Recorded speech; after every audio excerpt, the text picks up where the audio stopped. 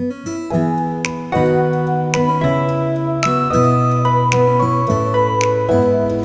आम्ही रेडी झालो आणि बाहेर जायचा प्लॅन आहे. आणि कुठे जाता hi all, good afternoon. So आता वाजताय दुपारचे 1:30 आणि आज मी व्लॉग जरा लेटच चालू केला कारण की आज उठायला थोडासा उशीर झाला आणि सगळंच काही लेट असं काही चालूच होतं. मम्मी प्रिशाला घेऊन गेली झोपवण्यासाठी आणि तोपर्यंत म्हटलं इथे तुम्ही बघताय प्रिशाने सगळा हा पसारा करून ठेवला आहे. म्हणजे पसारा इन द सेन्स तिचे सगळे काही असे टॉईज आहेत, तिने असे इथे सगळे काही टॉईज तिचे पसरवून ठेवले. म्हणजे तिचं खेळणं जर असतं ना तर ते असंच चालू असतं. आणि मी असं ऑब्झर्व केलं की जेवढे जास्त स्क्रीन यूज करते ना तर तेवढा जास्त तिची चिडचिड होते. सो मी तिला अलाव करते, जेवढं तुला पसारा करायचा आहे कर, शेवटी मी आवरून घेते पण तू फक्त स्क्रीन नको यूज करू. सो आज असंच काहीसं झालं आहे. सो चला आजच्या ब्लॉगला कंटिन्यू करू.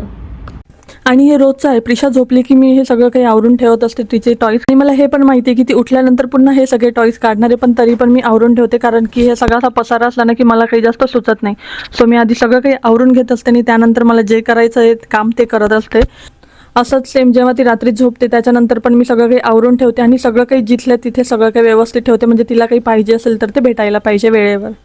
वातावरण पण थोडंसं थंड होतं. सो मस्त इथे गॅलरीमध्ये येऊन बसले आणि माझे नेल्स वगैरे कट करणं चालू होतं कारण की हे सगळे कामं प्रिशा जागी असताना जर मी करायला बसले ना तर ती नेल कटर घेऊन घेते आणि मग तिला कुठेतरी लागायची भीती असते. सो असे जे कामं असतात ते मी ती झोपल्यानंतर करत असते. इवन दो तिचे स्वतःचे नखसुद्धा मी ती झोपल्यानंतरच कट करत असते. आणि काही वेळी इथे मस्त अशी निवांत बसले कारण की मला माहिती होतं एकदा मी आतमध्ये गेले तर माझे जे कामं आहेत किंवा माझ्या ज्या पेंडिंग काहीतरी गोष्टी आहेत त्या कराव्याच लागणार. आणि आता तुम्ही म्हणत असाल की हिचे किती साऱ्या गोष्टी अशा पेंडिंग असतात. त्याचं काय आहे ना, मी ना वीकमध्ये एक दिवस असा असतो की त्या दिवशी मी सगळं काही असं लिहून ठेवत असते की एक्झॅक्टली मला या वीकमध्ये काय काय काम करायचं आहे. एवढं फॉलो होत नाही 100%, पण ट्राय करते फॉलो करायचं आणि यामुळे ना मला खूप जास्त फायदा होतो. आणि माझं जे पन्न्याचं प्रीमिक्स आहे ना ते संपलेलं होतं. सो मी कालच कैऱ्या ऑर्डर करून घेतलेल्या. मग म्हटलं आज सकाळीच कैऱ्या मस्त उकडून ठेवलेल्या कारण की मला माहिती आहे जर मी ते उकडून नाही ठेवलं सकाळी तर त्या तशाच्या तशाच राहतील फ्रीजमध्ये. सो आधी त्या उकडून ठेवल्या म्हणजे येता जाता ते दिसत होतं मला की इथे मी उकडून ठेवलंय.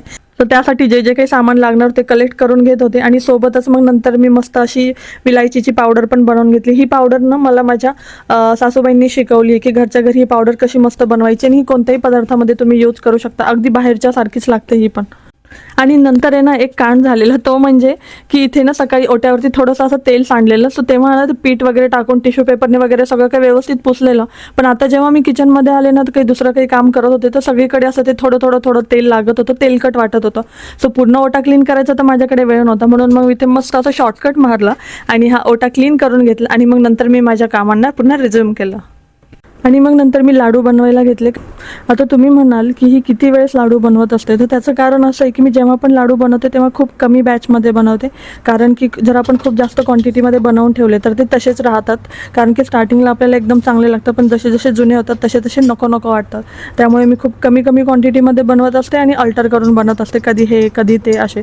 सो आज बनवते मी ड्रायफ्रूट्सचे लाडू कारण की असे तर काही ड्रायफ्रूट्स खाणं येत नाही आपले सगळे टाईपचे ड्रायफ्रूट्स म्हणा किंवा सीड्स म्हणा. सो त्यामुळे मी असे लाडू बनवत असते आणि एका लाडूमध्ये सगळे ड्रायफ्रूट्स आणि सगळ्या सीड्स इन्क्लूड असतात. तुम्हाला जर या लाडूंची रेसिपी हवी असेल तर मला कमेंट सेक्शनमध्ये नक्की सांगा.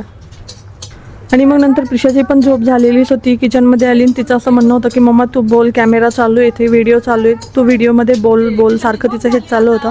म्हणून मग थोडंफार मी तिच्यासाठी इथे बोलत होते. काल आम्ही सोसायटीच्या बाहेर होतो तर तिथे तिला असे दगड ते आम्ही घरी घेऊन आलो, स्वच्छ धुतले आणि आता प्रिशा हा मसाला म्हणून वापरते तिच्या भाजीमध्ये. वा बनवा. अरे मी तर बनवते, तू पण बनव ना. तू म्हटली ना तू माझ्यासाठी बनवतीये, बनव. आणि काही दिवसांपूर्वी मी इन्स्टावर आणि यूट्यूबवर एक शॉर्ट व्हिडिओ टाकलेला म्हणजे असं चॉकलेट केकचा आणि त्यावर तुम्ही सगळ्यांनी मला खूप छान भरभरून असा रिस्पॉन्स दिला. तर तुम्हाला जर त्या केकची रेसिपी जर हवी असेल तर मला कमेंट सेक्शनमध्ये नक्की सांगा. मला आवडेल तर केकची रेसिपी शेअर करायला. एकदम इझी आणि एकदम क्विक आहे आणि विथ नो गिल्ट. तर तुम्ही पण नक्की ट्राय करून बघा. मी आमच्या इथे तर हा केक सगळ्यांनाच आवडतो. प्रिशा तर झालं तेव्हापासून तिचं चालू होतं की मम्मा दाखव केक कसा झाला. आणि इथे पण ती गरम आहे पण तरीही तिला हात लावून पाहायचं होतं की केक झाला आहे की नाही, गरम आहे की कसा आहे. सो आम्ही केक मस्त थंड होऊ दिला आणि केक थंड होत होता तोपर्यंत हे लाडूचं जे मिक्सचर होतं ते तर रेडीच होतं, ते पण बांधून घेतलेले लाडू. सो इथे लाडू पण रेडी आहे आणि केक पण रेडी आहे. आणि हे सगळं करता करता चहाची मात्र वेळ झालेली. सो आता चहा घेण्यासाठी तर फक्त रिझनच हवं होतं, कारण की आधीच मी शंकरपाळे घरात बनवून ठेवलेले होते. कारण की मला चहा आणि शंकरपाळे हे कॉम्बिनेशन भयंकर आवडतं. तुम्ही पण हे नक्की ट्राय करून बघा, खूप छान लागतं.